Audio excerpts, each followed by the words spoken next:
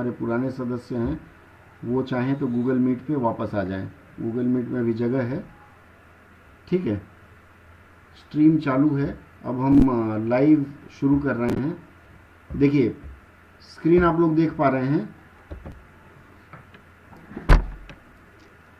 Screen देख पा रहे हैं ना? जी सर। ठीक है। देखिए, सबसे पहला आज की जो क्लास है वो मैं बता दूं क्या है। अनुवाद में आने वाली समस्या और उसका निवारण। पूरी क्लास आपको हो सकता है समझ में ना आए एक साथ में, और क्लास का ड्यूरेशन अगर अधिक होने लगेगा तो आप मुझे बता दीजिएगा, क्लास बीच में मैं बंद कर सकता हूँ। समझ में आनी चाहिए। मूल मुद्दा यह है कि पढ़ाई मायने नहीं रखता, मायने ये रखता है कितना आप आज की क्लास की बात समझ पाए, और उसके अनुसार फिर हम आगे बढ़ते जाएंगे। चलिए हम शुरू करते हैं। सबसे पहली जो समस्या, मैंने इसके लिए आप लोगों से मांगा था कि जिसको जो समस्या आ रही है वह समस्या मुझे लिख करके बताएं। तो आप लोगों ने जो अपनी अपनी समस्याएं बताई थी उनमें से जो कॉमन है, लगभग कॉमन है, एक समस्या 4 आदमी 5 आदमी को है, उन समस्याओं को मैंने यहाँ लिखा है और मैं देखिए यहाँ आपको दिखा रहा हूँ। सबसे पहली समस्या जो मुझे मिली है उसमें है हिंदी से इंग्लिश अनुवाद में भारी समस्या आती है। फिर किसी ने लिखा है कि इंग्लिश से हिंदी अनुवाद में समस्या आती है। देखिए, एक चीज़ मैं बताऊं यहाँ कि हिंदी से अंग्रेजी अनुवाद में सचमुच समस्या आती है, और सिर्फ आपको ही नहीं, जो अच्छे अच्छे अनुवादक हैं उनको भी आती है। क्योंकि हिंदी की प्रकृति आसान है, हिंदी मातृभाषा होने के कारण बहुत आसान है, लेकिन जब हम अंग्रेजी में ले जाने की कोशिश करते हैं तो वहाँ कई ऐसे शब्द हैं जो हमें नहीं मिलते हैं। एक समस्या वहाँ आती है। उसके बाद इंग्लिश से हिंदी में भी वही समस्या आती है।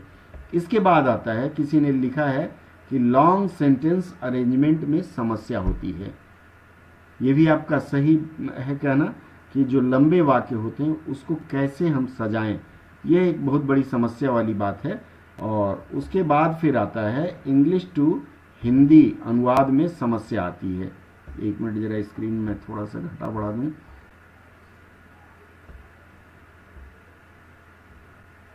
इंग्लिश से हिंदी में, एक मिनट में फिर से स्लाइड से शुरू कर देता हूं।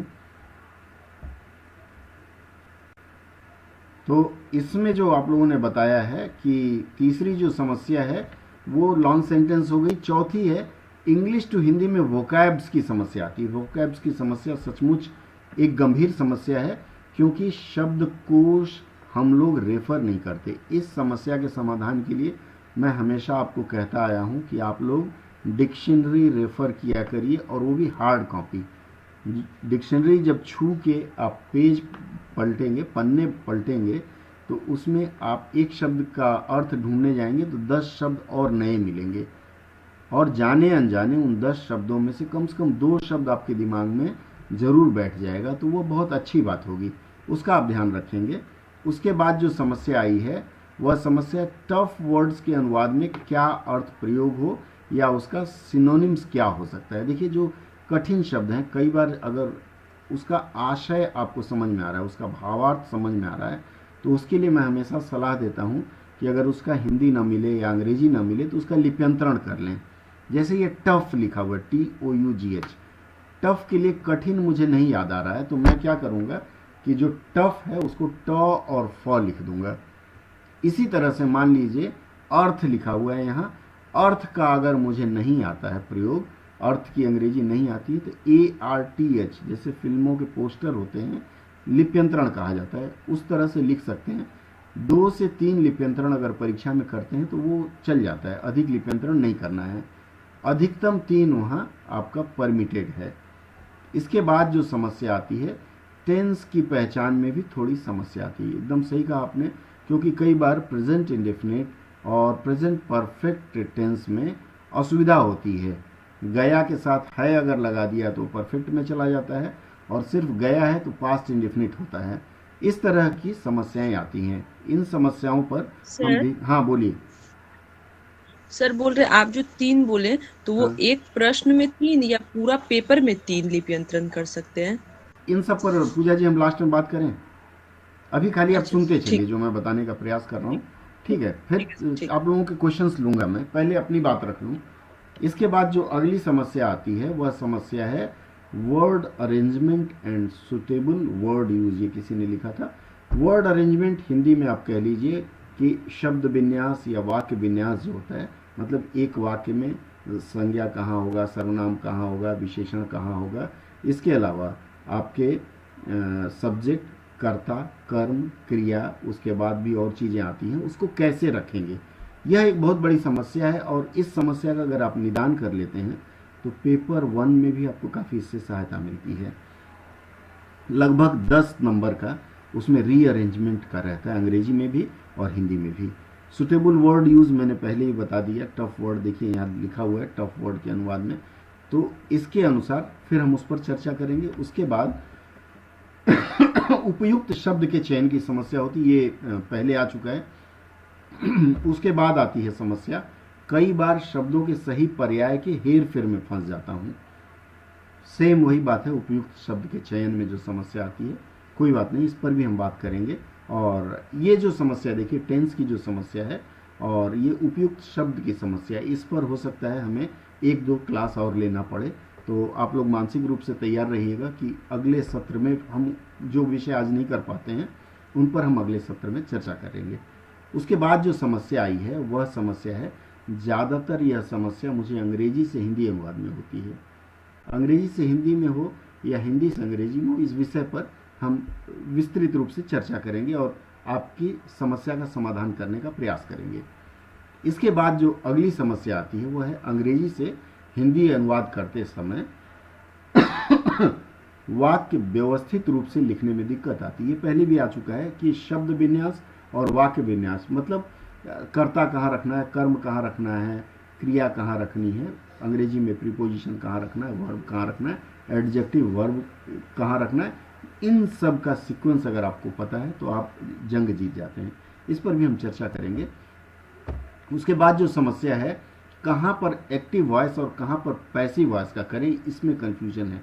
ये बहुत अच्छा प्रश्न है, इसको आप लोग नोट करके रख लीजिए जितने लोग मुझे सुन पा रहे हैं। एक्टिव वॉइस और पैसिव वॉइस के ऊपर मैं हिंदी में वाच्य का जब पाठ बताऊंगा आपको, तो वाच्य वाले पाठ में इन प्रश्नों का आपका निदान हो जाएगा। इसके लिए एक अलग से सत्र होगा वाच्य पर, आप नोट कर लीजिए। अगर मैं भूलने लगूं तो मुझे याद दिलाइएगा कि वाच्य पर एक सत्र होना चाहिए। और जब वाच्य पे हिंदी वाला सत्र हो जाएगा तो आप समझ जाएंगे एक्टिव और पैसिव। वैसे कुछ सूत्र मैं बीच बीच में दे दूंगा इस पर। उसके बाद अगली जो समस्या है, लाल रंग में इसलिए मैंने लिखा है, इसमें इन्होंने लिखा है कि आप जितने बार ट्रांसलेट करोगे या जितने लोग ट्रांसलेट करेंगे उसके उतने ही ट्रांसलेशन होंगे। एकदम सही बात कहा आपने कि एक वाक्य का मैंने देखा है कि कम से कम 5 तरह से अनुवाद होता है और 5वां अनुवाद सही होता है।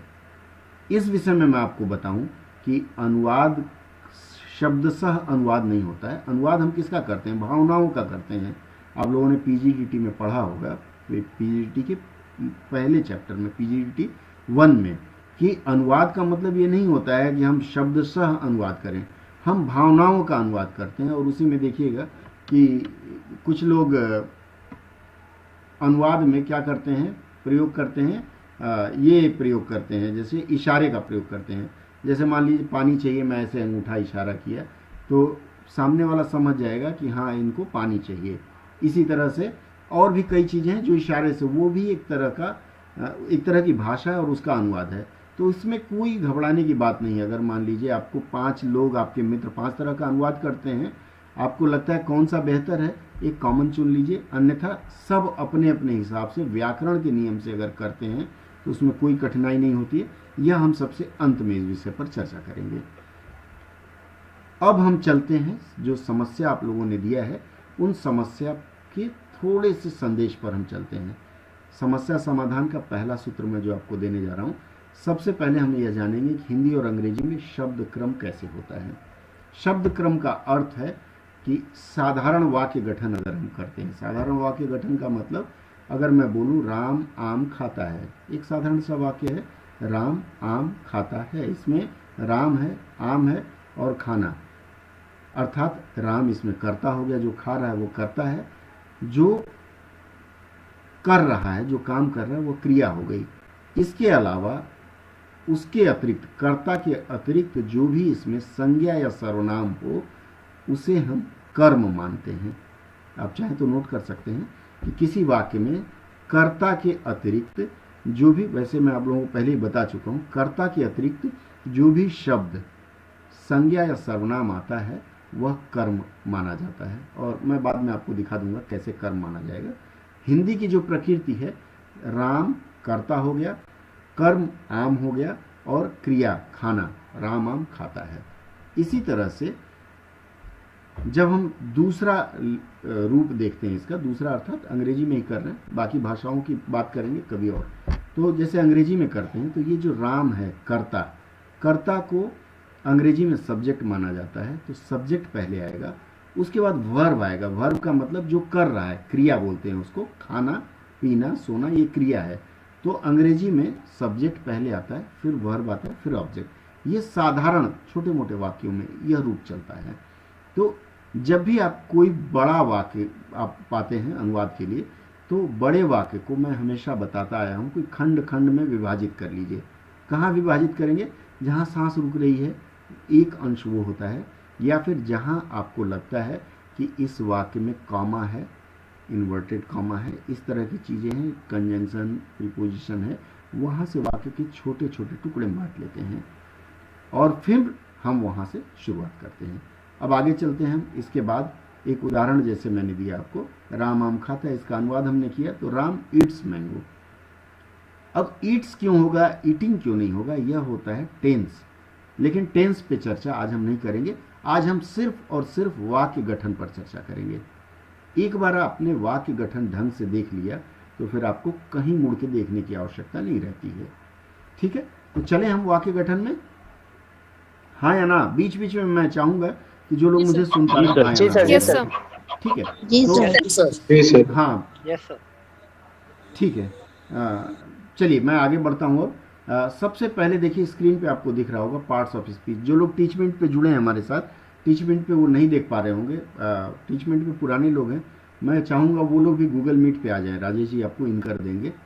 ठीक है, तो नहीं तो आप, नहीं हो रहा है, कोई बात नहीं, कोई बात नहीं, आप लोग मेरी बात सुनते रहें, मैं आपको इसका PDF बाद में दे दूंगा। ठीक है, तो निश्चिंत होकर मैं जो कह रहा हूँ उसको खुले दिमाग से सुनिए, आंख बंद करके सुनते रहिए। जैसे आप लोग प्रवचन सुनते हैं, गाने सुनते हैं, वैसे आंख बंद करके सुनते रहिए। अब मैं स्क्रीन पे दिखा रहा हूँ आप लोगों को parts of speech. Parts of speech को पहचानेंगे कैसे?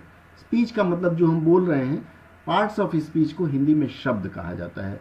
हिंदी व्याकरण में मैंने आप लोगों को पहले ही बताया है कि शब्द कितने प्रकार के होते हैं, संज्ञा सर्वनाम विशेषण क्रिया विशेषण अव्यय, ये शब्द की परिभाषा है या शब्द के रूप है। और पार्ट्स ऑफ स्पीच में यही आपके स्पीच है जो बोल रहे हैं, या शब्द के रूप मान लेते हैं। पार्ट्स ऑफ स्पीच कैसे पहचानते हैं हम? सबसे पहले क्या आता है, जैसे एक वाक्य में आपको दिया, Ram has a mango. Ram has a mango आप अपनी डायरी में नोट करेंगे। इसमें आप मुझे बताएंगे कि पार्ट्स ऑफ स्पीच राम क्या है, हैज क्या है, ए क्या है और मैंगो क्या है। कौन बताएगा आप में से? सर बोले? हाँ बोलिए। जी सर बोलो। राम सर ये है नाउन, राम नाउन है, मैंगो नाउन है, हाँ। और हैज हेल्पिंग वर्ब है, या ऑक्सिलरी भी बोल सकते हैं। जी बिल्कुल सही, आप लोगों ने सही बताया। राम, बिल्कुल मैं समझ गया। राम, मैं बता देता हूँ आप लोगों की बात। राम नाउन है, प्रोनाउन नहीं, किसी ने गलती से प्रोनाउन बोल दिया। हैज हेल्पिंग वर्ब है। ए जो है वो क्या है, AND आर्टिकल है, बिल्कुल आर्टिकल है। और मैंगो क्या है, मैंगो भी नाउन है। लेकिन अगर हम और थोड़ा सा वाक्य संरचना के हिसाब से देखें तो मैंने पहले ही बताया, जो काम कर रहा है वो कर्ता अर्थात सब्जेक्ट होगा, और सब्जेक्ट के अलावा जो नाउन या प्रोनाउन है, जो संज्ञा या सर्वनाम है, वह क्या होता है, ऑब्जेक्ट या कर्म। तो यहाँ मैंगो क्या हो गया, मैंगो कर्म हो गया। ठीक है, परफेक्ट, बिल्कुल बिल्कुल मैं समझ गया आप लोगों की बात। तो मैंगो यहाँ कर्म हो गया। बोलिए, किसी को शिकायत? सर स्लाइड नहीं दिख रही है, आपने शेयर किया है? हाँ मैं शेयर कर रहा हूँ, आप एक बार अपनी सेटिंग देख लीजिए। नहीं भी हो रही है तो आप मेरी बात सुनिए ध्यान से। मैं स्लाइड की PDF आप लोगों को शेयर कर दूंगा, घबराने की कोई बात नहीं है। ठीक है, या फिर जो मैंने स्क्रिप्ट लिख के रखा है हैंड रिटेन में दे दूंगा। ठीक है, आगे बढ़ें गरिमा। चलिए आगे मैं बताता हूँ। राम के पास आम है, इसका हिंदी मैंने किया है। राम यहाँ क्या है, करता सर। कर्ता, कर्ता। बिल्कुल। के क्या है यहाँ? के क्या है? कारक। कारक चिन्ह, बहुत सुंदर। हाँ, के कारक चिन्ह है। पास क्या है? पास में कोई चिन्ह है? क्या है? क्या है? क्रिया नहीं है। राम भी अव्यय। अव्यय है, कारक में भी चला जाता है। ठीक है। उसके बाद आम क्या हो गया इसमें? कर्म हो गया। ठीक है। ये पार्ट्स ऑफ स्पीच आपको पहचानने आना चाहिए, और आप सबको आता है। कोई ऐसा नहीं है जो कह दे कि मुझे पहचानने नहीं आता है। अगर आप ये मानते हैं, मुझसे ना कहिए, अगर आप मानते हैं कि आपको पार्ट्स ऑफ स्पीच पहचानने में दिक्कत आती है, तो पार्ट्स ऑफ स्पीच के हमारे वीडियो हैं राजेश शुक्ला वाले, उसमें यूट्यूब में पार्ट्स ऑफ स्पीच के कुछ लक्षण आप उसमें देख सकते हैं। मेरे भी भाषा शिक्षण वाले यूट्यूब में हैं, आप पुराने वीडियोस देख सकते हैं। तो नहीं जिनको पता है उनको मैं फिर कभी छोटे छोटे अंशों में बताऊंगा। इसलिए मैं शुरू से कहता आया हूं कि अगर आपको कोई भी व्याकरण पढ़नी हो, परीक्षा पास करनी हो, तो पार्ट्स ऑफ स्पीच पे मंथन जरूरी है। ठीक है, चलिए आगे हम बढ़ते हैं। अब इसमें आता है Ram has a ripe mango. उसी तरह से अब इसमें राम आपने बता दिया था मुझे, हैज़ बता दिया था, ए बता दिया था। अब ये राइप क्या वाला है? सर विशेषण। विशेषण है। बहुत सुंदर, बहुत अच्छी बात है। अब इसको हम हिंदी में चले। राम के पास एक पका मैंने गायब कर दिया है। पका आम होना चाहिए था, पका छूट गया, तो पका मतलब विशेषण है। क्यों विशेषण है? किसकी विशेषता बताता है? विशेषण में कहा जाता है। हाँ, सुनते जाइए, जब मैं कहूंगा तब बोलिएगा। ठीक है, तो विशेषण इसलिए है क्योंकि मैंने बताया आप लोगों को, संज्ञा और सर्वनाम की जो विशेषता बताए वह विशेषण है। अब ये पका जो है आम की विशेषता बता रहा है, इसलिए यह विशेषण है। ठीक है, विशेषण या फिर आप कह सकते हैं एडजेक्टिव और एडवर्ब अंग्रेजी ग्रामर में एक ऐसा शब्द है, ऐसा पार्ट्स ऑफ स्पीच है जिसका अगर सही ढंग से आप प्रयोग नहीं करेंगे तो बहुत दिक्कत आती है, और कई बार तो अर्थ का अनर्थ हो जाता है।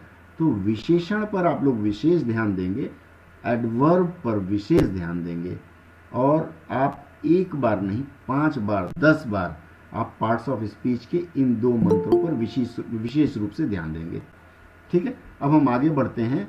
अगला जो मैं आपको बताने जा रहा हूं, जैसे मैंने एक वाक्य दिया है, protecting the people for a, क्या है? Protecting the people for a, देख पा रहे हैं? Possible third wave of the pandemic will remain the focus of the government. अब इतना बड़ा वाक्य मिल गया हमें, बड़ी खुशी की बात है। अब इसमें हम कैसे समझें क्या कि इसमें क्या है? पार्ट्स ऑफ स्पीच कौन सा क्या है? What is what? समस्या है? हाँ या ना? जी सर। जी सर। हाँ, स्लाइड छोटा हो गया, 1 मिनट मैं फिर से बड़ा कर रहा हूँ। 1 मिनट फ्रॉम करेंट स्लाइड। ठीक है, पार्ट्स ऑफ स्पीच में जब मैंने इतना बड़ा वाक्य दे दिया तो ये समझने की बात है कि कहीं ना कहीं कष्ट है, और यही कष्ट आपको परीक्षा में पूछा जाता है। अब प्रोटेक्टिंग क्या है? प्रोटेक्टिंग मतलब बचाना। बचाना क्या होगा? क्रिया हो गई, वर्ब। द पीपल क्या हो गया? ये नाउन हो गया। फॉर ए पॉसिबल, संभावित, क्या हो गया? Third wave. थर्ड वेव मान लेते हैं हम, यहाँ थर्ड वेव को सब्जेक्ट मान लेते हैं। पॉसिबल, संभावित जो शब्द है वो एक प्रकार का क्रिया विशेषण हो जाएगा या विशेषण होगा, इस पर हम चर्चा करेंगे। ऑफ द पैंडेमिक नाउन हो गया। विल जो हेल्पिंग वर्ब हो गया। रिमेन ये वर्ब के रूप में आता है। The focus of the government, focus भी उसी रूप में आएगा, और गवर्नमेंट एक नाउन है।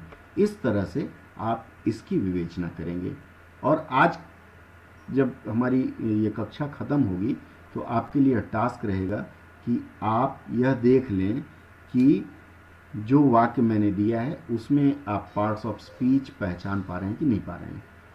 ये टेस्ट है आपका। अगर नहीं पहचान पा रहे हैं तो आप उस पर प्रयास करेंगे और फिर अगले दिन मुझसे चर्चा करेंगे। चलिए अब हम आगे बढ़ते हैं। पार्ट्स ऑफ स्पीच में ये वाक्य मैंने दिया था आपको, दोबारा मैंने दिखाया। ठीक है, अब इसमें हम आते हैं पार्ट्स ऑफ स्पीच के साथ साथ हिंदी भाषा से हम शुरुआत करते हैं, क्योंकि हिंदी में हम हिंदी वाले बहुत कमज़ोर हैं। अंग्रेजी बहुत अच्छी आती है, हिंदी में कमज़ोर हो जाते हैं। तो शुरुआत में हिंदी से करूँगा, बाद में हिंदी और अंग्रेजी को मिलाकर करूंगा। यहाँ तक जो मैंने बात किया आप लोगों को स्पष्ट हुआ या नहीं हुआ, हाँ या ना? Yes, sir. जी सर। स्पष्ट है? ठीक है, फिर आगे बढ़ते हैं। ठीक है, जी सर। सर सर हाँ एक मिनट सर। बोलिए।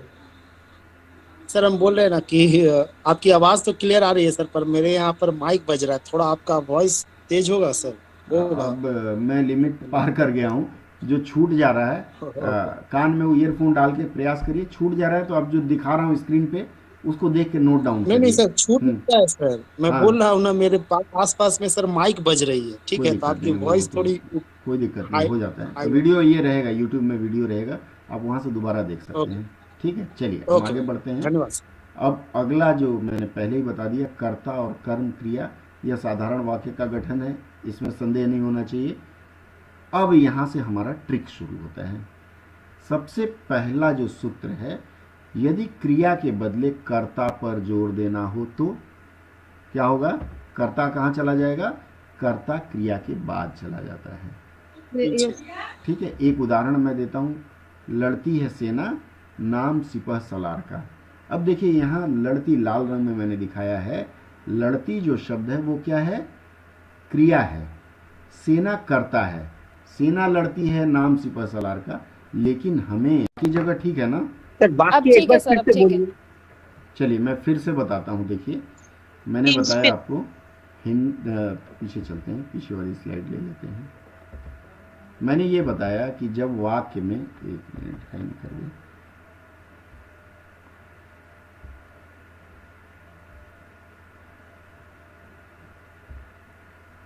मैंने देखिए हिंदी भाषा में शब्द क्रम पर बताया। मैंने यह बताया आपको कि साधारण वाक्य में क्या हम करते हैं? कर्ता कर्म और क्रिया का प्रयोग करते हैं। फिर मैंने आपको बताया यदि क्रिया के बदले कर्ता पर जोर देना हो, ये बता चुका हूं मैं आप लोगों को, क्रिया कर्ता पर जोर देना हो तो कर्ता क्रिया के बाद चला जाता है। उदाहरण के लिए देखिए मैंने आपको दिया है, लड़ती है सेना, नाम सिपह सलार का। अब यहाँ आप देखिए लड़ती है सेना जो मैंने वाक्य लिखा है लाल रंग में मैंने दिखाया है, लड़ती जो शब्द है वह शब्द क्या है? क्रिया है, हाँ या ना बोल दीजिएगा जब मैं पूछूं। Yes sir. सेना यहाँ करता है, तो देखिए सेना पर हमें जोर देना होगा। अब लड़ती है सेना की जगह मैं कुछ और लिख दूं, कोई और शब्द, जैसे मान लीजिए लड़ती है पत्नी, पिटता है पति, ठीक है, लड़ती है बहन, पिटता है भाई, ठीक है। इस तरह के जब हम वाक्य का प्रयोग करते हैं तो हम कर्ता पर जोर देना चाहते हैं, इसलिए कर्ता को क्रिया के बाद ले जाते हैं। अंकल रिकॉर्डिंग काउंट करें, ठीक है। आगे बढ़े हम। अब देखिए इसमें और क्या है, अगला क्या है? वाक्य में जब दो कर्म एक साथ हों, कई बार ऐसा होता है, जैसे मैंने सड़क से रुपया और पैसा दोनों उठा लिया, जा रहा था रास्ते में गिरा हुआ मिला मुझे, तो मैंने सड़क से रुपया और पैसा दोनों उठा लिया। अब ये जो वाक्य मैं आपको बोल रहा हूं, इस वाक्य में कर्म कितने हैं? मैंने यहाँ कर्ता हो गया, सड़क, हाँ सड़क, हाँ तीन कर्म हो गए ना, सड़क, रुपया और पैसा, सड़क से रुपया और पैसा दोनों उठा लिया। अब इस तरह, या फिर मान लीजिए एक दूसरा मैं वाक्य दूं कि मैं बाजार गया और बाजार से मैंने मछली और पनीर खरीदी सकते हैं, वैसे मैं नहीं खाता तो आप लोगों के लिए ला सकता हूं, ठीक है। तो वाक्य में जब दो कर्म हो या दो से अधिक भी हो सकते हैं, तो उसका सूत्र क्या है? उसका सूत्र यह कहता है कि सबसे पहले सजीव कर्म आएगा। जैसे मैंने बाजार से पनीर और मछली खरीदी अगर मैं लिखता हूं तो देखने में कहीं गलती नहीं लगती, लेकिन हिंदी व्याकरण के अनुसार इस वाक्य में गलती है। सबसे पहले हम सजीव कर्म लिखेंगे, उसके बाद हम निर्जीव कर्म का प्रयोग करेंगे, ठीक है। इसके बाद आता है, नानू ने कुत्ते को दूध पिलाया। अब यहां देखिए इस वाक्य में नानू करता है, कुत्ता एक कर्म और दूध दूसरा कर्म, अर्थात नानू ने कुत्ते को दूध पिलाया, तो सबसे पहले हमने सजीव कर्म को रखा और बाद में निर्जीव कर्म को रखा। यह सूत्र आप लोगों को मैं पहले ही बता चुका हूं। कभी कभी क्या होता है, जब हम सजीव कर्म पर अधिक जोर देना चाहते हैं, सजीव कर्म को कब अधिक जोड़ देते हैं? जब कविता या कहानियों में लिखते हैं, तब हम क्या करते हैं, निर्जीव कर्म के बाद सजीव कर्म रख सकते हैं। और ये जो कुत्ते वाली लाइन है कि नानू ने दूध पिलाया कुत्ते को और चांदू ने दूध पिलाया बिल्ली को, कविता अगर हम लिख रहे हैं तो उसमें दूध पिलाया बिल्ली को मतलब हम सजीव कर्म पर जोर दे रहे हैं, बिल्ली को या कुत्ते को, इसलिए उसको निर्जीव कर्म के बाद लिखते हैं। स्पष्ट है? आगे बढ़े, चलिए। सर इंग्लिश में भी यही रूल फॉलो करेंगे? इंग्लिश का रूल अलग है, मैं हिंदी में बता रहा हूँ, अभी इंग्लिश वाला हम आएंगे। ठीक है, हिंदी का देख लेते हैं। अब धीरे धीरे मिश्रण शुरू होगा। ज़्यादातर गलतियां हम हिंदी में करते हैं, हम हिंदी भाषी हैं और हिंदी में ही गलत करते हैं क्योंकि बहुत कॉन्फिडेंस है, माता की भाषा मातृभाषा है, तो ये लगता है कि हम इसमें गलती नहीं करेंगे। ठीक है, चलिए आगे बढ़ते हैं। हाँ सर, अगर वाक्य शुद्धि में अगर इस तरह का प्रश्न आया कि हाँ। नानू ने दूध पिलाया कुत्ते को, हाँ तो गलत तो है, क्या इसे हम लोग गलत मानेंगे? एकदम गलत मानेंगे। अगर वो कविता में हो या कहानी में हो तब सही मानेंगे, तो एकदम गलत है, गलत इज गलत। ठीक है, अब अगला सूत्र बताऊं। अगला सूत्र कहता है विशेषण, मैंने बताया। अब यहाँ से और भी हमारे सूत्र, कठिन सूत्र शुरू हो जाएंगे। विशेषण का प्रयोग विशेष्य के पहले आता है। अब ये थोड़ा सा कंफ्यूजिंग है, विशेष्य क्या भला है? विशेषण मतलब किसी की विशेषता बताता है। विशेषण किसकी विशेषता बताता है? संज्ञा या सर्वनाम की। ठीक है, क्लियर है ना? संज्ञा या सर्वनाम की विशेषण विशेषता बताता है। तो विशेषण का प्रयोग कहाँ होगा? विशेष्य। विशेष्य मतलब संज्ञा या सर्वनाम। जैसे मैं अगर कहूं कि मैंने लाल शर्ट पहन रखी है, तो शर्ट क्या है? विशेष्य है। और उसकी विशेषता कौन बता रहा है? शर्ट की विशेषता क्या हुई यहाँ? लाल। इसका मतलब लाल क्या है? विशेषण है। तो हमेशा लाल अर्थात विशेषण का प्रयोग संज्ञा या सर्वनाम के पहले, अर्थात विशेषण जिसकी विशेषता बता रहा है उसके पहले होगा। स्पष्ट है? आगे बढ़े, चलिए। विशेष जिसकी विशेषता बताता है, विशेष। हाँ, विशेष मतलब जिसकी विशेषता बताई जा रही है वह विशेष्य है। ठीक है, विशेष्य हमेशा संज्ञा सर्वनाम होगा, क्रिया नहीं। ठीक है, विशेषता बताई जा रही है, मैंने स्लाइड में लिख दिया आप लोगों की सुविधा के लिए, और यह भी मैंने लिख दिया, विशेष्य सदा संज्ञा या सर्वनाम होता है।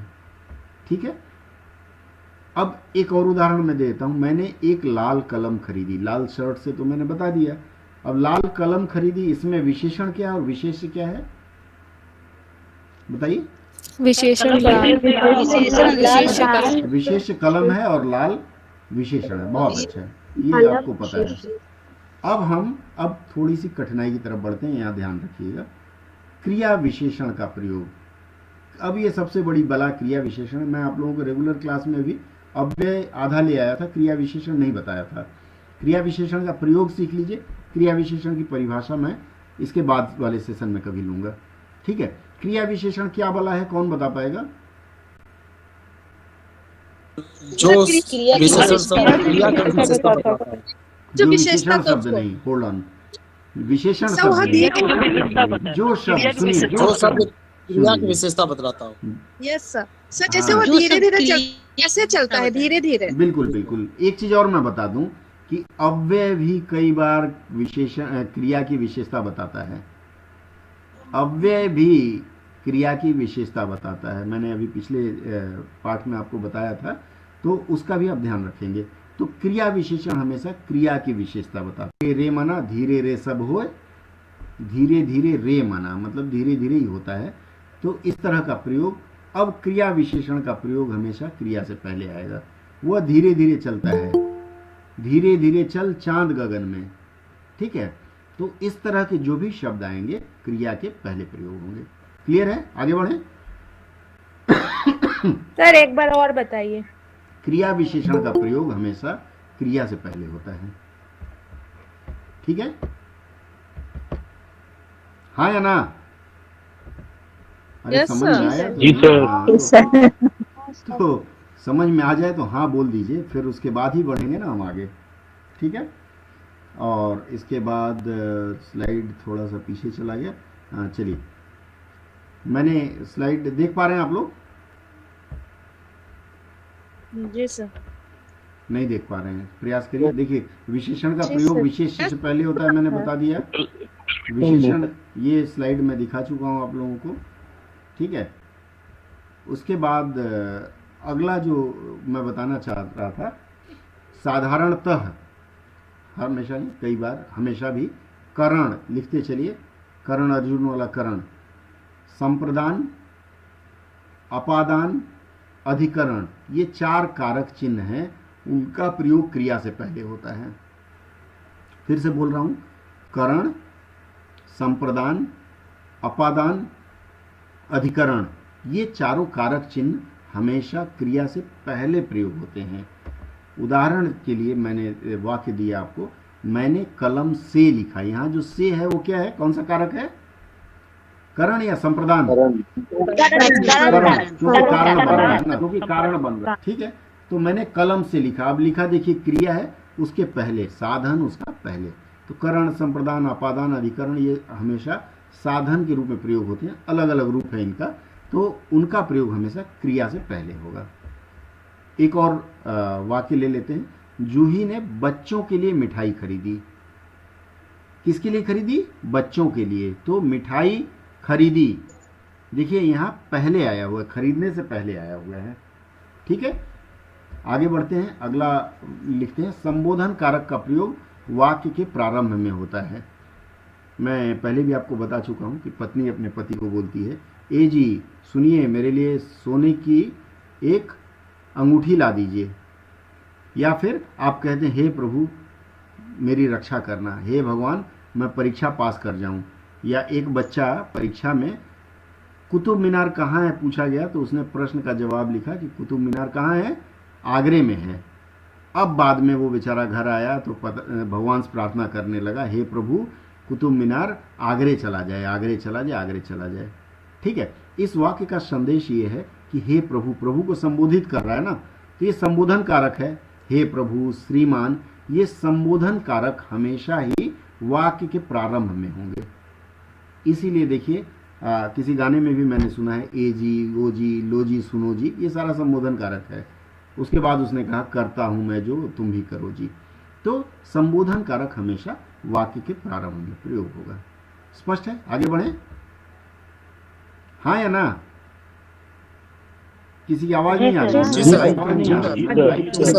अब हम आते हैं बड़ी चीज में। अब अंग्रेजी में हम स्विच करते हैं। हिंदी का ये सामान्य हम पहले भी बता चुके हैं, आज दोबारा दोहराया गया। अब position of parts of speech हम देखेंगे, कौन सा स्पीच कहाँ लगाते हैं। सबसे पहले नाउन। नाउन अर्थात संज्ञा, ये सब्जेक्ट हो सकता है और ऑब्जेक्ट हो सकता है, मैं पहले बता चुका हूं। प्रोनाउन, ये भी कर्ता या कर्म हो सकता है। इसके बाद नाउन प्रोनाउन के बाद हमें मुख्य रूप से एडजेक्टिव अर्थात विशेषण पे ध्यान देना है। एडजेक्टिव के बाद वर्ब पे ध्यान देना है। और जो लोग पेपर 1 की तैयारी कर रहे हैं वो लोग भी ध्यान से इस क्रम में पढ़ने का प्रयास करेंगे। सबसे पहले नाउन, उसके बाद प्रोनाउन, उसके बाद एडजेक्टिव, उसके बाद वर्ब। वर्ब अगर आपने पढ़ लिया तो उसके बाद आता है एड वर्ब। मैं इसको बताता हूँ, ADD, ऐड। किसको ऐड? वर्ब, मतलब वर्ब के साथ कुछ ऐड कर देना। एडवर्ब अर्थात क्रिया की विशेषता बताने वाला शब्द, क्रिया विशेषण। ठीक है, आगे बढ़ें। ये जो मैंने बताया 1 2 3 4 5, रण्ड मूल नाल अंजी, ठीक है, 5 हो गए, अंजी के बाद नहीं आता है। ठीक है, 5 आपको महत्वपूर्ण ढंग से पढ़ना पड़ेगा। अब इसमें आता है सबसे पहले नाउन या प्रोनाउन। मैं पहले बता चुका हूं, संज्ञा या सर्वनाम कर्ता या कर्म में हो सकता है और दोनों का स्थान अलग अलग हो सकता है। अब जिसने वॉइस पे प्रश्न किया था उनके लिए मैं बता दूं कि ये जो वॉइस का आपने प्रश्न किया था कैसे होगा। देखिए, एक्टिव वॉइस और पैसिव वॉइस का एक छोटा सा नियम है कि सब्जेक्ट ऑब्जेक्ट की जगह चला जाता है और ऑब्जेक्ट सब्जेक्ट की जगह, बस अपना स्थान बदल लेते हैं। चेस के वो तारों के जैसे या चेस के गोटों के जैसे अपना स्थान बदल लेते हैं। जब उसमें भी करते हैं ना, क्या कैसलिंग करते हैं, तो उसी तरह से सब्जेक्ट ऑब्जेक्ट बदल जाता है और ये वॉइस का एक रूप होता है। इसलिए ये दोनों अपना अपना स्थान बदल सकते हैं। ठीक है, इसके ऊपर आपको पता है, थोड़ी बहुत चर्चा फिर हम लेंगे। एडजेक्टिव विशेषण हमेशा संज्ञा या सर्वनाम से पहले आता है, एक लाइन में क्लियर है। संज्ञा अगर मान लीजिए राम आम खाता है, राम लाल आम खाता है, तो लाल जो शब्द है वह विशेषण है और आम के पहले लगाया गया है। तो एडजेक्टिव हमेशा संज्ञा या सर्वनाम के पहले आएगा, नाउन या प्रोनाउन के पहले आएगा। क्लियर है? आगे हम बढ़ते हैं, अब एडवर्ब में आते हैं और आज की पूरी जो कक्षा है वह एडवर्ब को समर्पित है। कुछ और बचेगा तो वो हम एडवर्ब के बाद किसी और सत्र में फिर हम चर्चा करेंगे। ठीक है, आगे बढ़े हम लोग। Permission granted? यस जी सर। सर। जी सर, जी सर। चलिए, यथासंभव एडवर्ब को उस शब्द के करीब रखें जिसका अर्थ प्रभावित होता है। उस शब्द के करीब रखें, हमेशा दिल के करीब रखते हैं बाधाओं को, तो जिसका अर्थ प्रभावित करता है। जैसे मैंने कहा एडवर्ब, मैंने बताया क्रिया की विशेषता। जैसे चलता है, कैसे चलता है? धीरे धीरे चलता है, उछल उछल के चलता है, कूद कूद के मारता है। तो ये जो शब्द हम प्रयोग कर रहे हैं, ये शब्द आपके क्रिया विशेषण हैं और क्रिया को प्रभावित करते हैं, इसलिए उसके आसपास होगा। आगे पीछे कर सकते हैं। अब कहाँ आगे होगा कहाँ पीछे होगा, हम उस पर आगे चलते हैं। जैसे एक उदाहरण मैं देता हूं, वह अक्सर कहता है कि वह समुद्र में रहता है। ये लाइन डायरी में नोट करें आप लोग। वह अक्सर कहता है कि वह समुद्र में रहता है। इस वाक्य का अनुवाद क्या होगा? 1 मिनट का समय देता हूं। आप में से जो पहले बोले बस एक आदमी की सुनूंगा मैं। वह अक्सर, हाँ, जो बोले उसके बाद दूसरा ना बोले। बोलिए। Sir, he often says that he lives in sea. ठीक है, ऑफन एंड ऑलवेज मान लिया, बस हो गया। ठीक है, ही ऑफन सेज या ही ऑलवेज सेज, एकदम सही बोला आप लोगों ने। इसका अनुवाद क्या होता है? दूसरा वाक्य मैं देता हूं, वह कहता है कि वह अक्सर समुद्र में रहता है। इसका अनुवाद क्या होगा? He says that He says that He always lives in.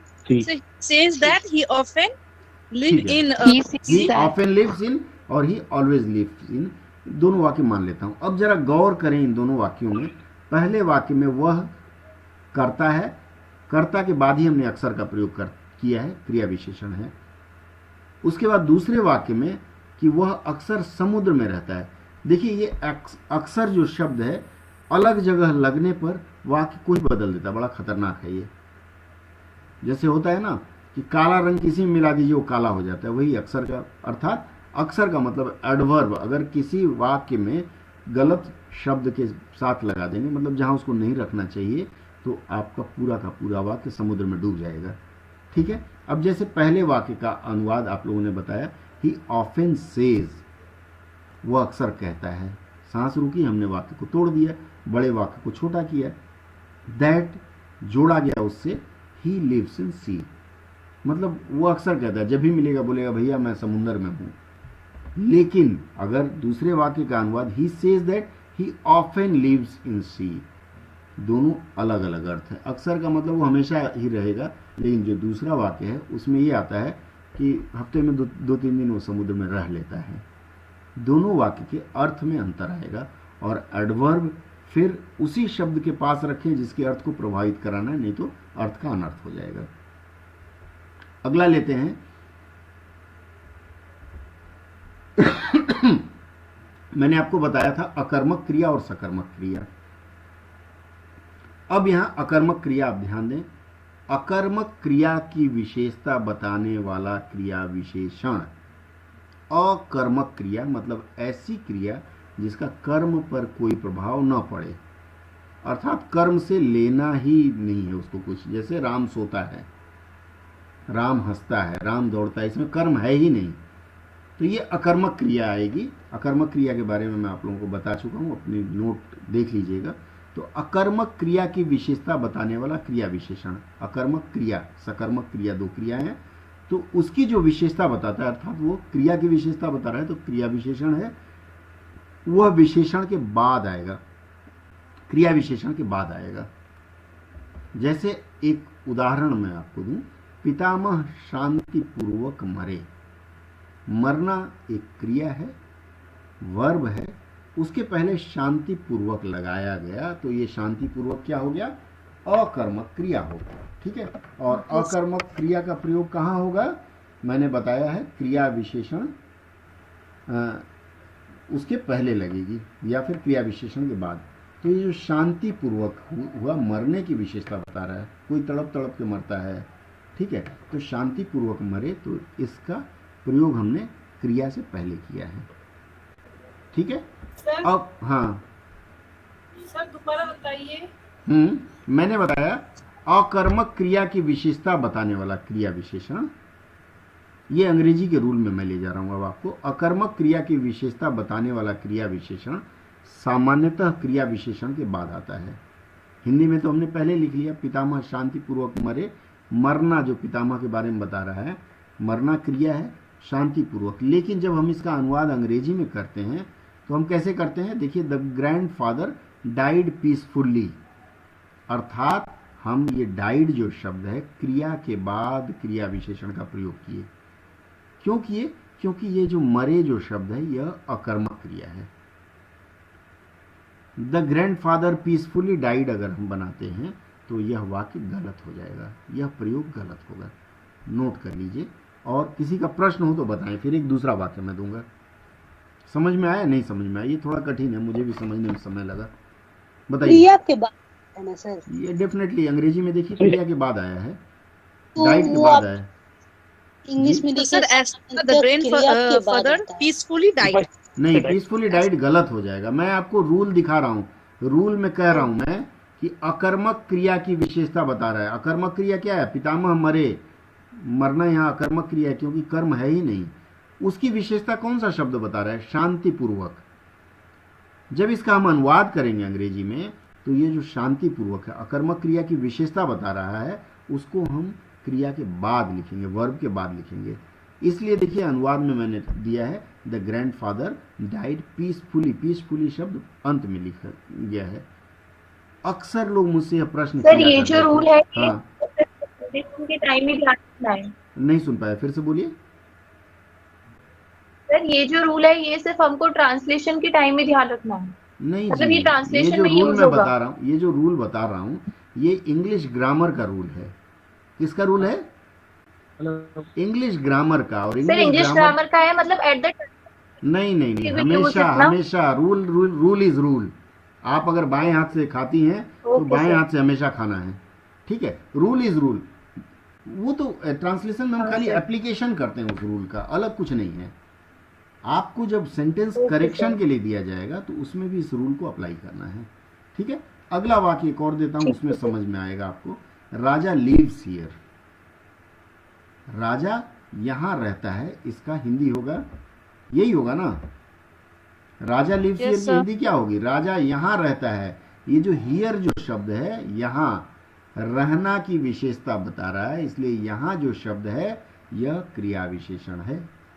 मैंने आप लोगों को बताया था, यहाँ वहाँ जहाँ तहाँ मत पूछो कहाँ कहाँ, उसके बाद एक गाने का बोल है संतोषी माँ। तो ये यहाँ वहाँ जहाँ तहाँ, यह सब क्रिया विशेषण भी है और विशेषण रूप में भी कई बार प्रयोग करते हैं। यहाँ क्रिया विशेषण मान लेते हैं, ठीक है? एक और उदाहरण मैं आपको दे दूँ। वी लिव फ्रूगली, अंग्रेजी में वी लिव, हम रहते हैं। कैसे रहते हैं?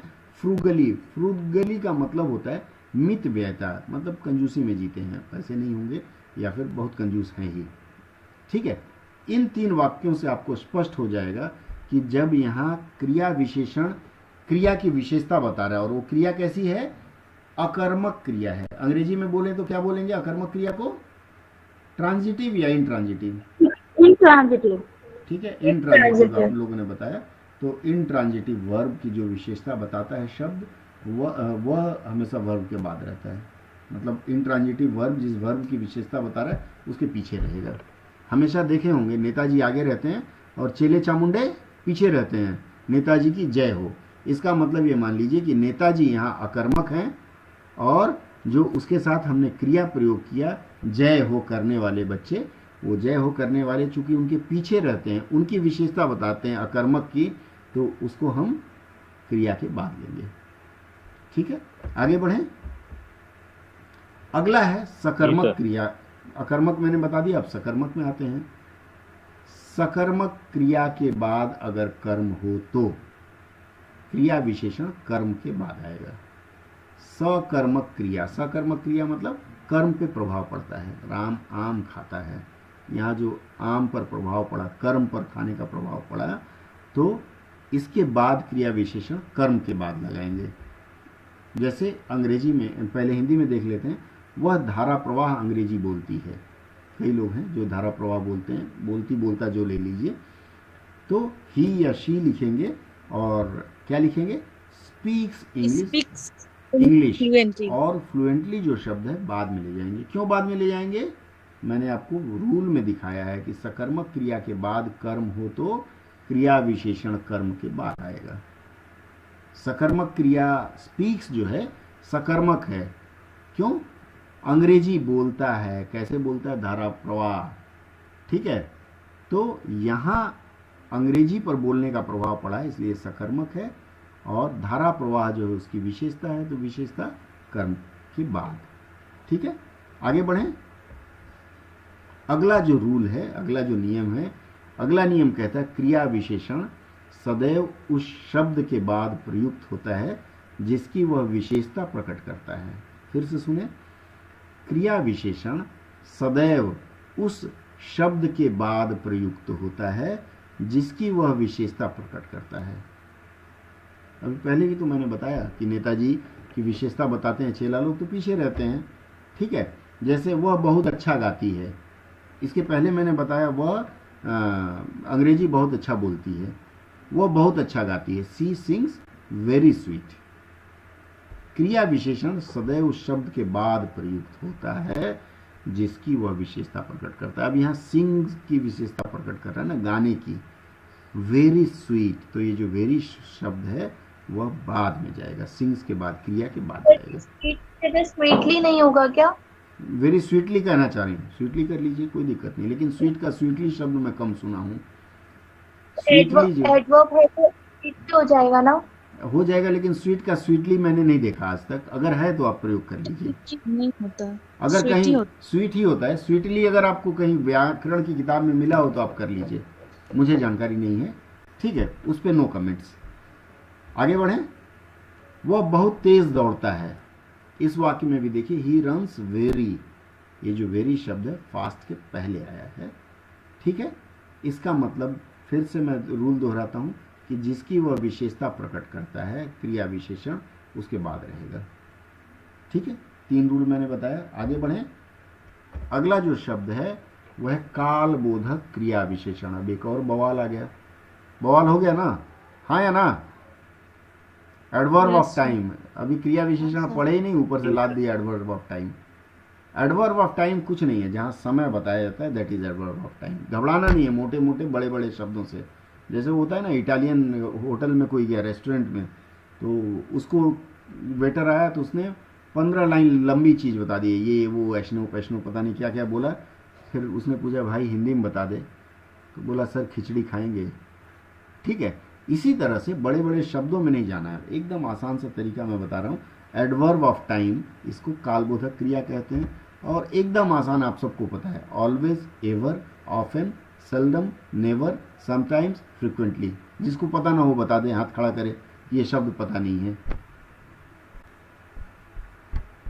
कोई है आप में से सज्जन या कोई मैडम है जिनको पता ना हो ऑलवेज शब्द, एवर शब्द, ऑफन शब्द, सेल्डम, नेवर, समटाइम्स, फ्रिक्वेंटली? हाँ या ना? इसका मतलब मैं किसी को नहीं पता। पता है सर। पता है तो हाँ बोल दीजिए, सबको पता है, ठीक है। पता है सर। यही चीजें हैं, इसको एडवर्ब ऑफ टाइम माना गया। आज से याद रहेगा, आप लोग कभी नहीं भूलेंगे। भूलेंगे क्या? इसी को कालबोधक क्रिया विशेषण कहते हैं, कोई बवाल नहीं है, ठीक है। इसका प्रयोग कहाँ करते हैं? बहुत आसान है, ये जिसकी विशेषता बताते हैं उनके पहले रखा जाता है। सिक्योरिटी गार्ड हैं ये लोग, ठीक है। सिक्योरिटी गार्ड कहाँ चलता है हमेशा? सिक्योरिटी गार्ड हमेशा मालिक के सामने सामने चलता है, कोई मार न दे, आगे चलता है। तो इसी तरह से कालबोधक विशेषण सिक्योरिटी गार्ड मान लीजिए, एडवर्ब ऑफ टाइम, ये जिसकी विशेषता प्रकट करे उसके पहले इसे रखेंगे। क्लियर है? आगे बढ़े। Yes sir. अगला जो मैं आपको बताने जा रहा हूँ कालबोधक, हाँ एकदम बहुत आसान है, और इसको दिमाग में रखेंगे तो कभी भी आपकी अंग्रेजी गलत नहीं होगी। धर्मराज सदा सच बोलते हैं। धर्मराज सदा सच बोलते हैं। धर्मराज सदा क्या बोलते हैं? सच बोलते हैं। इसका अंग्रेजी क्या होगा? बोलिए अंग्रेजी। धर्मराज ऑलवेज सच स्पीक्स। हाँ वो गलत है, प्रिंटिंग मिस्टेक है। द ट्रूथ होगा ये, हाँ वो प्रिंटिंग मिस्टेक है, प्रिंटिंग मिस्टेक है। बहुत ज्यादा स्लाइड था तो दिक्कत हो गई। धर्मराज ऑलवेज स्पीक्स ट्रूथ, या सच बोलते थे, वो तो मर गए, तो ऑलवेज स्पोक ट्रूथ, मैं बोलते थे होना चाहिए था, तो मैं स्पोक पास्ट टेंस में ले जाना चाह रहा था। ठीक है, तो सॉरी, यहाँ देखिए कि ये जो ऑलवेज शब्द है किसके बाद प्रयोग किया है हमने, रूल देखिए, रूल में हमने क्या बताया, कालबोधक क्रिया विशेषण जिसकी विशेषता प्रकट करता है उसके पहले रखा जाता है। किसकी विशेषता प्रकट कर रहा है ये, धर्मराज बोलने सच की बोल विशेषता, धर्मराज की नहीं, सच बोलते थे, झूठ भी तो बोल सकते थे, तो सच बोलने की, अर्थात इसको हमेशा कहाँ रखेंगे, बोलने से। हाँ, वर्ब की विशेषता, क्रिया विशेषण है तो वर्ब की ही बताएगा, एकदम सही आपने बताया, धर्मराज के पहले नहीं जाएगा, ठीक है, नहीं तो विशेषण हो जाएगा। तो स्पोक ट्रूथ, तो स्पोक के पहले इसका प्रयोग हुआ। एक और वाक्य ले लेते हैं, वह कभी झूठ नहीं बोलता है, क्या होगा इसका, he never tells a lie. Means he speaks। Never speak like. चलिए, टेल्स ए लाई झूठ बोलना होता है, इसलिए टेल्स ए लाई ये प्रोवर्ब रूप में है, ये रूढ़ हो गया है, नहीं तो यहाँ स्पीक आप कह सकते थे। ही नेवर टेल्स ए लाई, अब यहाँ देखिए नेवर शब्द टेल के पहले हमने प्रयोग किया है। वह शायद ही झूठ बोलता है, क्या होगा, he seldom tells a lie. He seldom tells lies. ठीक है, इस तरह के जो शब्द हैं वो हमेशा हमेशा वर्ब के पहले आएंगे साधारण रूप में। क्लियर है, नेक्स्ट चलें। अब एक और, अब सर, एक चीज पूछना था। हाँ बोलिए, टेल्स और स्पीक्स किस संदर्भ में यूज होता है? क्या स्पीक कुछ और बात बोल रहे हैं। देखिए, टेलना हमेशा रेगुलर बात हो गई, जो टेल्स ए ट्रूथ सच बोलता है, गांधी जी ऑलवेज, हाँ लाई के साथ भी होता है, झूठा है, ठीक है, बोलता है 8 बजे क्लास लेंगे और लेता है 7 बजे, हमेशा ही झूठ बोलता है। वो एक मैंने कहीं सुना था कि लड़के की सौतेली माँ आई तो वो अपने पिता से बोल रहा था, पिताजी मेरी असली माँ सचमुच में झूठ बोला करती थी। बोला कैसे, तो मेरी माँ जब भी मैं खाना नहीं खाता था तो बोलती थी कि तुम खाना नहीं खाओगे तो मैं बहुत मारूंगी, और वो कभी नहीं मारती थी, लेकिन सौतेली माँ हमेशा ही बोलती है खाना नहीं खाओगे तो मारूंगी, और खूब मारती है। तो वही बात है, ये उसी तरह से ये रूढ़ हो गया, टेल्स ए लाई या टेल्स अ ट्रूथ। ठीक है, ये दोनों रूढ़ हो गया, इनको इस रूप में प्रयोग करेंगे। आगे बढ़ें, अब हम आ गए हैं रीति एवं साधन। रीति का मतलब, रीति काल मत समझिएगा, मैनर होता है, मैनर मतलब काम करने का तरीका, मीन्स एंड इंस्ट्रूमेंट इसको बोलते हैं। तो इनको व्यक्त करने वाले जो क्रिया विशेषण हैं, आ रहा है, इनको व्यक्त करने वाले जो क्रिया विशेषण है उनका प्रयोग कहाँ होगा, कोई बताएगा?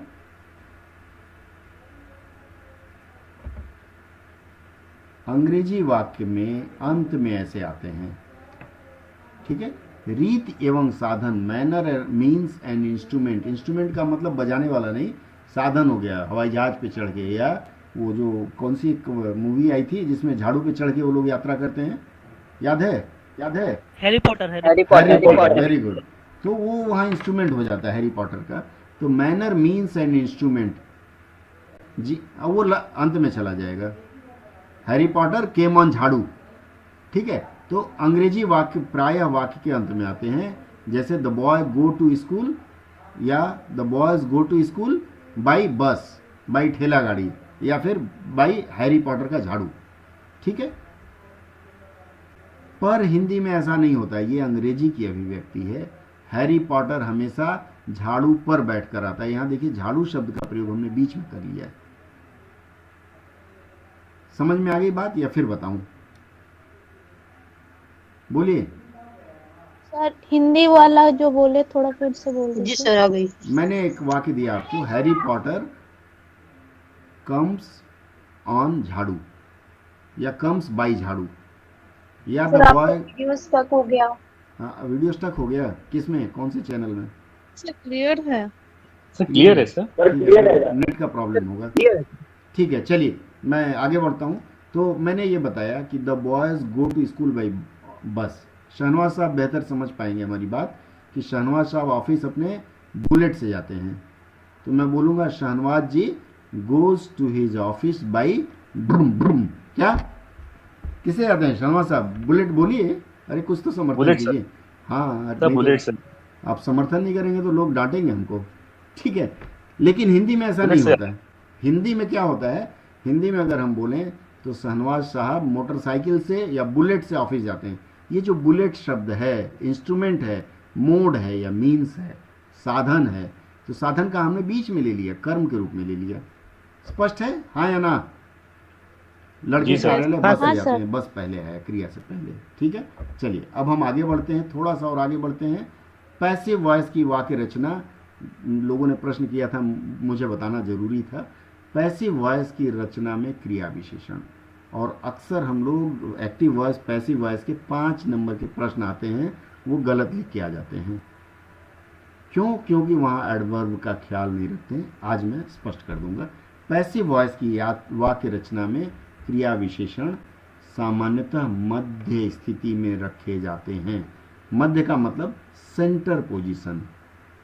जैसे एक वाक्य मैं दूं आपको, आज यहाँ बाल दिवस पर होने वाले आयोजन पर विचार विमर्श औपचारिक रूप से प्रारंभ हुआ।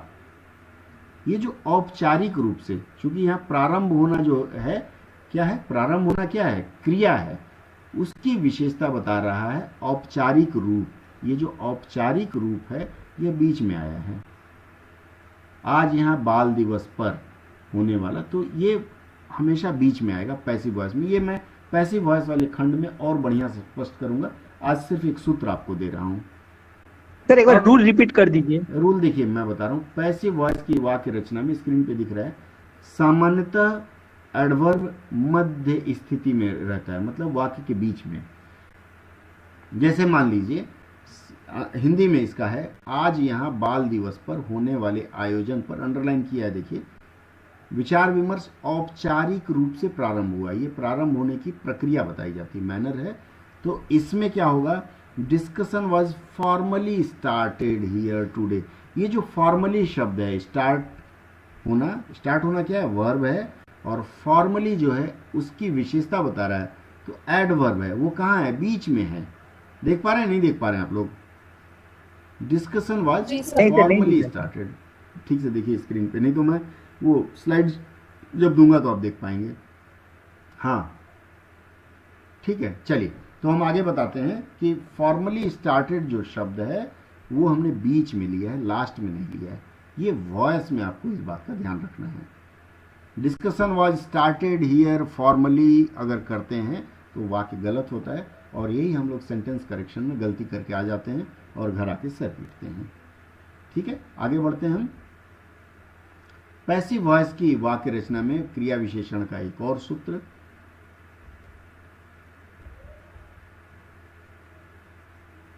चलिए ये पैसिव वॉइस का नहीं है। हाउ से शुरू होने वाले, हाउ कहाँ लगता है, हाउ का मतलब प्रश्न भी होता है और क्या होता है, एक्सक्लेमेशन भी होता है। How how beautiful you are. जैसे मान लीजिए आपका दोस्त आपसे कहे, Ajay ji how beautiful you are looking like, हाँ, या how charming, how is the josh, how is the josh, how is the josh, हाँ, या फिर हाउ शाइनी और टकलावाज, मुझे कोई बोले कि हाउ शाइनी और टकलावाज। ठीक है, तो इस तरह के शब्दों में क्रिया विशेषण हाउ के तुरंत बाद प्रयोग करते हैं। हाउ इज द जोश, ये जो जोश शब्द है हाउ के तत्काल बाद प्रयोग किया गया है। एक और उदाहरण देता हूं मैं आपको। How high is the Qutub Minar. मान लीजिए मैं प्रश्न करता हूं, how high is the Qutub Minar, Qutub Minar कितना ऊंचा है, तो आप बोलेंगे 55 फीट या 5 मीटर, 5 जो भी आप बोलेंगे। अगर इसको हम क्वेश्चन मार्क में भी कन्वर्ट करते हैं, कुतुब मीनार, या फिर हम कुतुब मीनार अरे कितना ऊंचा है, ऊपर देख के बोलेंगे तो हम बोलेंगे अरे how high the Qutub Minar is, the पहले आ जाता है उसमें। इसी तरह से एक दूसरा वाक्य लेते हैं, how depth the well is, या how deep the well is. क्या होना चाहिए, डेप्थ या डीप? वाक्य गलत लिखा है मैंने, डीप से, हाउ डीप होना चाहिए। बिल्कुल वाक्य गलत लिखा है मैंने जानबूझ करके कि आप एक बार समझ जाएं। How deep the well is, कितना गहरा है। देख के इसका आपका विस्मय भी होगा, एक्सक्लेमेशन भी आ सकता है, और आप इसको क्वेश्चन के रूप में भी प्रयोग कर सकते हैं। जैसे मान लीजिए बहुत अच्छा आपने किसी जगह बोला, पहली बार आप ऑफिस ज्वाइन किए, आपने लेक्चर दिया, लोगों को बहुत पसंद आया जैसे, तो वहाँ बोलेंगे हाउ वेल ही स्पोक, या फिर मान लीजिए आपके बॉस बोलते हैं well done Shahnawaz, how well you spoke, मतलब आपने बहुत अच्छा है, ये एक्सक्लामेशन वो मार्क्स दिया गया। तो हाउ पहले लगेगा और बाकी चीज़ बाद में लगेगा, ठीक है। इसके बाद इसी तरह से how fast the train moves, कोई आया बुलेट ट्रेन देखा, how fast the train moves, अंग्रेजी स्टाइल में बोला, तो ट्रेन कितनी तेज चल रही है, प्रश्न भी कर सकते हैं, विषय में भी कर सकते हैं। रूल फिर से बता दूं कि हाउ से शुरू होने वाले इस तरह के जो वाक्य हैं उसमें क्रिया विशेषण हाउ के तुरंत बाद, हाउ फास्ट, फास्ट जो है क्रिया की विशेषता बता रहा है, तो हाउ के तत्काल बाद लिखा जाएगा। डेप्थ या हाई, ये सब आपके क्रिया विशेषण हैं। क्लियर है? आगे बढ़ें। जी सर। अब हम आते हैं adverb of place. Adverb of place का मतलब स्थानवाचक क्रिया विशेषण। स्थान का मैंने बताया, संतोषी माता की व्रत कथा जो लोग सुनते होंगे, यहाँ वहाँ जहाँ तहाँ मत पूछो कहाँ कहाँ, या फिर समुद्र के किनारे आजकल चलता है यहाँ वहाँ कचरा मत फेंकिए। ये जो यहाँ वहाँ वो क्रिया विशेषण के रूप में जब हम प्रयोग करेंगे तब वाक्य के अंत में रखे जाते हैं। जैसे यहाँ वहाँ कचरा मत फेंकिए, इंग्लिश में इसका अनुवाद क्या करेंगे? Don't litter hither and thither. हाँ बोलिए। वो बोल सकते हैं here and there, here and there, बिल्कुल। हाँ, एक और वाक्य आपके सामने, don't litter here and there. हाँ, वैसे डोंट लिटर के बाद ही वो वाक्य खत्म हो जाता है, लेकिन मान लीजिए don't spit here and there. इसी तरह से मैंने एक वाक्य स्क्रीन पे दिया है, देखिए, the class will be upstair. आप हमारे यहाँ आए और मम्मी ने हमारी कहा कि आज बेटा क्लास ऊपर होगी, छत पे करेंगे, तो the class will be upstairs. अब जो अपस्टेयर्स है एडवर्ब ऑफ प्लेस है, प्लेस की विशेषता बता रहा है, तो ये आपका क्रिया विशेषण वाक्य के अंत में रखा जाएगा। एक और उदाहरण ले लेते हैं। हाँ बोलिए। सर बोल रहे कि मैं नेट ऑफ हो गया था, तो फिर से हम नेट रिचार्ज करके किए, तो आपका आप जो प्रेजेंट कर रहे हैं स्क्रीन वो हम देख नहीं पा रहे हैं, क्यों? कोई बात नहीं, सुन पा रही है ना? हाँ सुन पा रही हूँ, उसको नोट करिए, फिर बाद में स्क्रीन का जो मैटर है वो मैं आपको दे दूंगा, ठीक है? ठीक। आप तो हमारे यहाँ की डायमंड उसमें से हैं, डायमंड लर्नर्स में हैं, आपके पास जाएगा ही जाएगा, ठीक है? चलिए अगला जो मैं वाक्य दे रहा हूँ, Raj hit the ball into the goal. Football खेलने गए, राज भैया बहुत अच्छा खेलते हैं, तो गोल किया, hit the ball into the गोल। यहाँ हो गया प्लेस बता रहे हैं ना, तो प्लेस विशेषता है, तो इसलिए लास्ट में आएगा, ठीक है? क्लियर है? आगे बढ़ें। अब हम आते हैं पॉइंट या पीरियड ऑफ टाइम। अब आप लोग हाँ बोलिएगा, नहीं समझ पा रहे हैं तो मैं स्टॉप कर दूंगा यहाँ। समझ रहे हैं या फिर हाई हो जाए, मेरे तो हाई हो ही रहा है, सिर में है नहीं, सर ज्यादा हो रहा है सर, ज्यादा हो रहा है, ठीक है? और किसी को लगा ज्यादा हो रहा है तो बता दें। हाँ सर, अब थोड़ा हो रहा है सर, ज्यादा हो रहा है सर। 3 स्लाइड और है, 3 स्लाइड और है, अगर डाइजेस्ट कर पाए तो करूँ, नहीं तो बंद कर दूंगा। 3 स्लाइड, जस्ट 3 मोर स्लाइड्स, ठीक है? चलिए करवा दीजिए। हाँ 3 स्लाइड और है, उसके बाद आज का खत्म कर देंगे। चलिए, तो मैं बताया पॉइंट या पीरियड ऑफ टाइम रहे, वह वाक्य के अंत में आता है। कैसे? I will see you again, फिर देखूंगा, मारूंगा। पॉइंट या पीरियड ऑफ टाइम, पॉइंट या पीरियड ऑफ समय, इतने दिन, ये वो, तो I will see you again. या बोलते हैं ना, जब दो दोस्त एक दूसरे घर जाने लगते हैं तो बोलते हैं ओके सी आ गया, तो या जो करते हैं वो सी यू अगेन बोलते हैं, ठीक है? फिर मिलेंगे, हिंदी में तो फिर पहले लगाते हैं, लेकिन अंग्रेजी अनुवाद में सी यू अगेन करते हैं। अगला वाक्य है, ही lived in London last year. ये जो last year point of time है ना, पिछले साल रहते थे, आज नहीं रह रहे हैं, तो ही lived in London last year. ये जो last year period of time है या पॉइंट ऑफ टाइम है, दोनों एक ही चीज़ है, समय बताता है, निश्चित समय बताता है, तो यह वाक्य के अंत में रहेगा। अगला जो है, the class starts tomorrow at 3 o'clock, जैसे कल की क्लास 8 बजे होगी, आज की सूचना। तो ये जो पॉइंट ऑफ टाइम मैंने बताया, पॉइंट ऑफ टाइम 3 o'clock, ये पॉइंट है, एग्जैक्ट 3 बजे क्लास शुरू हो जाएगी।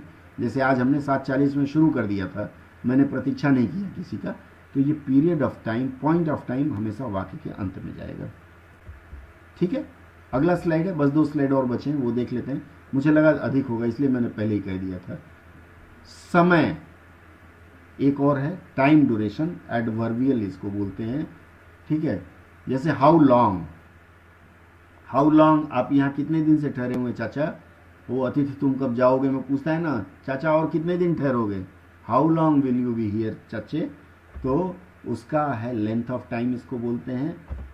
और आता है ड्यूरेशन आता है, और आता है फ्रॉम सम प्रीसीडिंग टाइम, मतलब पीछे 6 महीने से 7 महीने से। हाउ लॉन्ग, कब से ठहरे हैं, कितने दिनों से नौकरी कर, हाउ लॉन्ग। हाउ लॉन्ग से अगर कोई भी शब्द इंगित हो तो वह क्रिया विशेषण अंग्रेजी वाक्य के अंत में आता है। मैंने बताया पॉइंट ऑफ टाइम और पीरियड ऑफ टाइम, और साथ में मैंने बताया हाउ लॉन्ग अर्थात टाइम ड्यूरेशन बताने वाले जो शब्द हैं वह वाक्य के अंत में आते हैं। कैसे आते हैं? मैं ग्रीष्म काल में डलहौजी में रहूंगा, बहुत ठंडा जगह है डलहौजी, तो क्या होगा यहाँ? सर एक बार बैक स्क्रीन फिर से लाइएगा ना सर। हाँ लीजिए, ये मैं आप लोगों को दे दूंगा, घबराइए मत, जरूर दूंगा मैं आप लोगों को, ठीक है। जो नहीं नोट कर पाए कोई बात नहीं, नोट मत करिए, दिमाग में नोट करिए, ठीक है। चलें आगे बढ़े। Permission granted madam? अच्छा सर। जी सर। मैं ये स्लाइड दे दूंगा, डोंट राइट, आप टाइम वेस्ट कर रही हैं अपना, ठीक है। मैं आपको दे दूंगा ये स्लाइड, मैंने वादा किया मैं दे दूंगा, लेकिन दूंगा इस वादे के साथ कि और कहीं साझा मत करिएगा। मैं ग्रीष्म काल में डलहौजी में रहूंगा, इसका क्या होगा? I shall be in Dalhousie for the summer या ड्यूरिंग द समर, क्या लिखना चाह रहे हैं आप लोग? बोलिए। During summer. ठीक है, और ड्यूरिंग दोनों चलता है यहाँ, ठीक है। नर्स रात भर ड्यूटी पर थी, कोरोना काल चल रहा है, बेचारी मातम मतलब आफत में है नर्स, डॉक्टर और पुलिस, तीनों को सैल्यूट करते हैं, ठीक है। नर्स रात भर ड्यूटी पर थी, ठीक है। इसका क्या होगा, हम क्या लिखेंगे? The nurse was on duty all night long, ये टाइम बता रहा है। Whole night, all night long, whole night भी कह सकता है ना sir? Whole all night, night सही शब्द, ऑल नाइट लॉन्ग सही शब्द है। नहीं आया तो होल आटा होल जीरा के साथ हम होल नाइट लिख लेते हैं।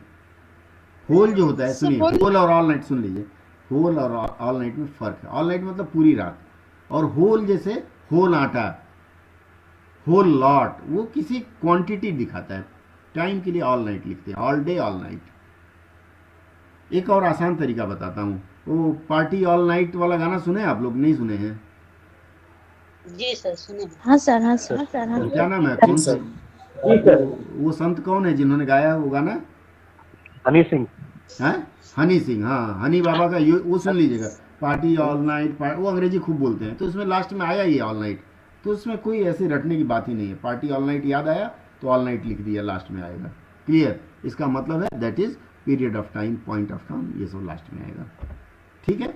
मैं यहाँ गत रविवार से रुका हूँ। मान लीजिए शहनवाज साहब मेरे घर आए हैं, संडे से हैं मेरे पास, उनके घर वालों ने पूछा भाई यहाँ कितने दिनों से आया, अचानक मिल गए, वो पिछले रविवार को आया था। तो क्या होगा इसका अनुवाद? I have been staying here since last Sunday, since for last में आ जाता है, लास्ट संडे। ये लास्ट संडे के साथ ये स्लाइड भी शायद लास्ट है। स्पष्ट हुआ ये नहीं हुआ? हाँ या ना? सर ये गत मीन्स क्या होता है? क्या गत मीन्स क्या होता है? गत विगत, विगत, गत विगत एक ही शब्द है, या पिछले रविवार से, एक ही चीज है। एक और छोटा सा और ले लेते हैं, single word duration adverb. Single word duration में क्या आता है? सामान्यतः वाक्य के मध्य में ऐसे वाक्य प्रयोग होते हैं, जैसे उन्होंने सदा दोस्ताना रहने का प्रयास किया है, ठीक है, दोस्ताना रहने का प्रयास किया। They have always try to, ये जो ऑलवेज वगैरह वो मैं पहले ही बता दिया, बीच में आएगा, इसको फिर तोड़ दिया, सिंगल वर्ड ड्यूरेशन है, ठीक है। They have always try to be friendly, ये पहले बता चुका हूं। टेलीफोन कुछ समय के लिए कार्य नहीं कर रहा है, क्या होगा इसका? टेलीफोन कुछ समय के लिए कार्य नहीं कर रहा है, क्या होगा? Telephone is out of order, telephone is temporarily out of order. आप देखे होंगे कहीं लिफ्ट में लिखा रहता है telephone is not working, not working भी होगा। सुनिए, अनुवाद में बाद में जाएंगे। मेरा not working for some time. ठीक है, सुन लीजिए। मैं अभी क्या बता रहा हूँ आपको, रूल मैंने दिया कि सिंगल वर्ड ड्यूरेशन एडवर्ब हमेशा बीच में रहेगा। तो फॉर टाइमिंग पीछे क्यों ले गए? The telephone is temporarily out of service. ठीक है, टेम्पोररीली, टाइमिंग का मतलब 1-2 मिनट के बाद वो चलने लगेगा, लेकिन अस्थायी तौर पर कार्य नहीं कर रहा, ये होगा। ठीक है, ये गया आपका आज के सेशन का ये जो स्लाइड था। कैसा लगा यह सत्र? और अब मानस शंका समाधान आप लोग करवा सकते हैं। Excellent sir, excellent. ठीक है सर वंडरफुल सर। बहुत अच्छा लगा सर, समझ में आया तब मैं वंडरफुल मानूंगा। ठीक है, चलिए बहुत अच्छा लगा सर। सर बहुत अच्छे से तो मैं चाहूंगा कि अब सत्र के समापन की आज्ञा चाहूंगा। अब देखिए, आज जो मैंने बताया इसकी पीडीएफ में बना करके कुछ और स्लाइड जोड़ूंगा, तब दूंगा आपको। निश्चिंत रहे, मैं दे दूंगा। एक चीज मैं और कहूंगा, धन्यवाद सर। अरे सुनिए, अभी धन्यवाद की बात नहीं आई। जब हम